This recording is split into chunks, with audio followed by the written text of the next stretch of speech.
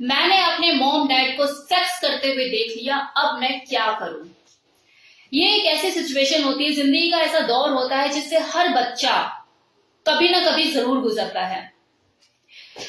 और जब ऐसा होता है तो जो टीनेजर बच्चा होता है वो भी कहीं ना कहीं मन में परेशान होता है कि यार मैंने ये क्या देख लिया, क्या मुझे भी इसी वक्त एंटर करना था रूम में। और वहां पे उसके जाने के बाद पेरेंट्स भी आपस में लड़ना शुरू कर देते हैं कि यार दरवाजा ढंग से लॉक नहीं कर सकती थी, कम से कम देखना तो चाहिए था। मन ही मन ये भी सोचते हैं कि ये इतने बजे रात को क्या कर रहा है, ये सोया क्यों नहीं अभी तक। दिमाग में 10 तरह की चीजें परेशान करती हैं। तो उस बच्चे के दिमाग में एक पिक्चर से क्रिएट हो जाती है, एक इमेज क्रिएट हो जाती है जो उसका पीछा नहीं छोड़ती। 24 घंटे उसके दिमाग में वही सीन चलता रहता है, चाहे उसके पेरेंट्स उसके सामने हो या ना हो। तो ये बहुत ही एम्बैरेसिंग सा मोमेंट होता है उस बच्चे के लिए भी और उसके पेरेंट्स के लिए भी। तो मेरा जो आज का वीडियो है ये उन्हीं लोगों के लिए है जो इस सिचुएशन से गुजर रहे हैं और उन्हें समझ नहीं आ रहा कि वो इस चीज से पीछा कैसे छुड़ाएं, निकले कैसे इस चीज से, भूले कैसे इस चीज को। कितने ही दिन ऐसे निकल जाते हैं कि जो बच्चा होता है वो अपने माँ बाप से नजरें नहीं मिला पाता, और जो माँ बाप होते हैं वो फेस टू फेस अपने बच्चे से बात ही नहीं कर पा रहे होते, नजरें बचाते फिर रहे होते हैं। और ये सिलसिला चलता रहता है महीनों तक। हुआ होगा आप लोगों के साथ भी ऐसा अपने बचपन के टाइम में। आज भले आप पेरेंट्स हो गए हैं, आज आपके बच्चे हो गए हैं, कुछ भी तो नहीं बदला है। तो आज का जो मेरा वीडियो है वो इसी चीज के ऊपर है कि अगर आप इस तरह की सिचुएशन में हैं तो इससे कैसे डील करें। अब मान लो कि ऐसा हो जाता है, जाने अनजाने आप रूम में एंटर कर जाते हैं और अपने पेरेंट्स को इस तरह की सिचुएशन में देख लेते हैं, तो सबसे पहले आपको वहां से स्ट्रेट अवे एग्जिट कर लेना है, because you are the only one who is disturbing them. क्योंकि आपने डिस्टर्ब किया अपने पेरेंट्स को, गलती आपकी साइड से है। अब भले ही वो गलती अनजाने में ही क्यों ना हुई हो। अब एक लंबी सांस लीजिए, शांत हो जाइए और दिमाग के जो घोड़े एकदम से दौड़ना शुरू करे हैं उसे आराम दीजिए। और थोड़ा सा याद कीजिए कि उन्होंने तो आपको नोटिस नहीं किया था। आई एम श्योर उन्होंने आपको नोटिस नहीं किया होगा क्योंकि वो एक्टिव मोड पे होंगे। तो अगर उन्होंने आपको नहीं देखा है तो ये आपके पेरेंट्स के लिए बहुत अच्छी बात है, क्योंकि ऐसे में वो आपसे नॉर्मल बिहेव करेंगे, ऐसा एम्बैरेसिंग फील करेंगे ही नहीं, क्योंकि उन्हें पता ही नहीं है कि आपने उन्हें देखा है। तो आपकी आधी प्रॉब्लम तो वहीं खत्म हो गई। अब आपको अपने ऊपर ध्यान देना है। अब बस आपको खुद को नॉर्मल करने की जरूरत है और आपके पेरेंट्स हमेशा नॉर्मल रहे। इसके लिए आपको क्या करना है, आपको एक बात की गांठ बांध देनी है कि जिंदगी में इस बात का जिक्र ना आप अपने कभी दोस्तों से करोगे, ना अपने कभी रिलेटिव्स में करोगे कि आपने कुछ ऐसे देख लिया या वैसे देख लिया। देखो ये सिचुएशन ना तब की है जब आपके पेरेंट्स ने आपको नहीं देखा। लेकिन अगर मान लो कि दिन कुछ ज्यादा ही खराब था, आपका शनि कुछ ज्यादा ही भारी था और आपके पेरेंट्स ने भी आपको देख लिया, तब भी आपको क्या करना है, स्ट्रेट अवे उसी टाइम रूम में से एग्जिट कर लेना है। और नेक्स्ट डे जब आप उनसे बात करें तो बहुत ही नॉर्मल बिहेव करना है कि जैसे आपने कुछ देखा ही नहीं, आप कुछ जानते ही नहीं। ध्यान रहे इस सिचुएशन को बस आप ही हल्का कर सकते हैं, क्योंकि बहुत ही एम्बैरेसिंग मोमेंट है आपके पेरेंट्स के लिए। आपको क्या करना है, आपको सिर्फ अपने मुंह पे ताले लगा के फोकस होकर अपनी जिंदगी में आगे बढ़ जाना है। लाइफ में ऐसी बहुत सी चीजें हैं सोचने के लिए, सिवाय इसके कि आप अपने पेरेंट्स की सेक्सुअल एक्टिविटी के बारे में सोचते रहें। वैसे भी ये चीज है तभी आप दुनिया में हैं। अगर ये चीज नहीं होती तो आपका भी वजूद इस दुनिया में नहीं होता।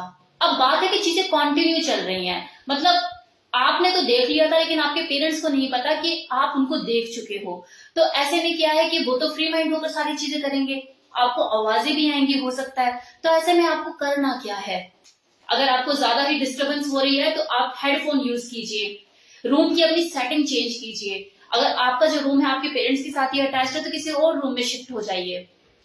अब भी अगर चीजें मैनेज नहीं हो रही है, XYZ कोई भी प्रॉब्लम है, मान लो कि घर में अगर स्पेस अवेलेबल नहीं है, रूम अवेलेबल नहीं है और आपको कंटिन्यू डिस्टर्बेंस हो रही है, तो आप एक काम कर सकते हैं, आप सॉफ्ट नोट छोड़ दीजिए उनके पास या फिर टेक्स्ट मैसेज कर सकते हैं, ताकि वो अलर्ट हो जाएं और नेक्स्ट टाइम विद प्रिकॉशन सारी चीजें करें।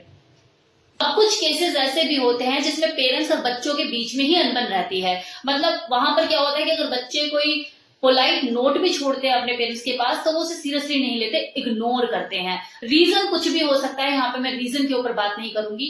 तो ऐसे में उन बच्चों को चाहिए कि वो स्ट्रिक्टली एक्शन ले, डायरेक्टली उनको बोल सकते हैं कि you are not only one in this house,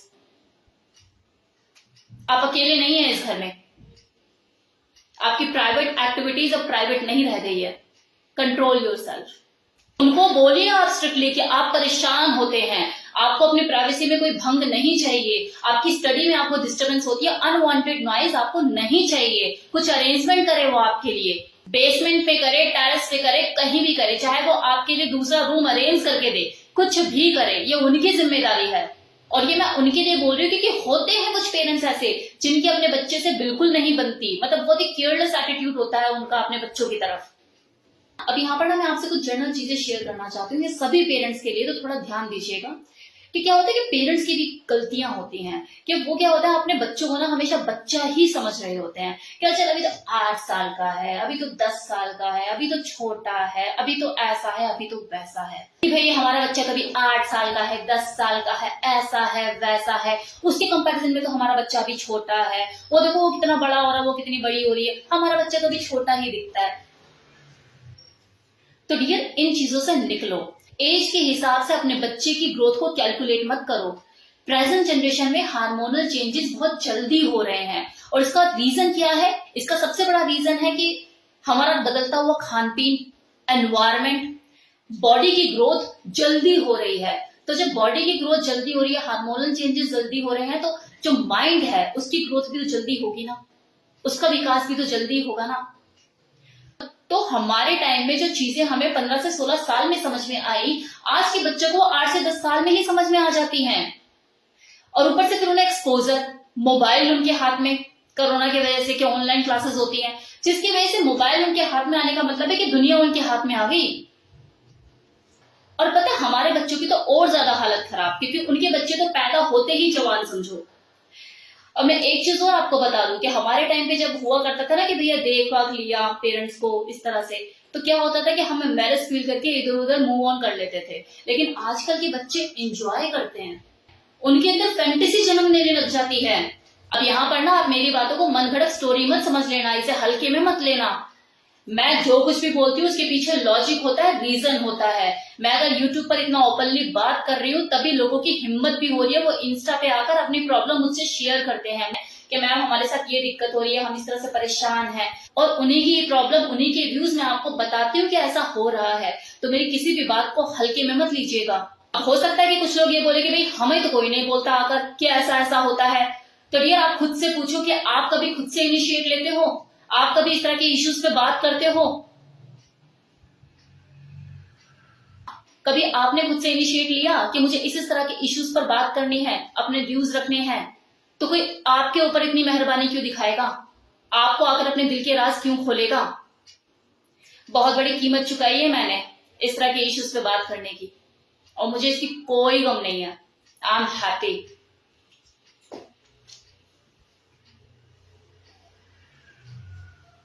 अब आप बोलेंगे कीमत क्या?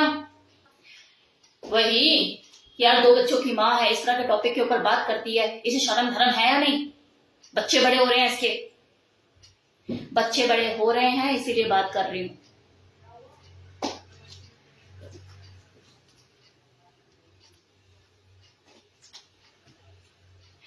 Thank you so much. बताना मुझे कैसा लगा ये वीडियो। Thank you.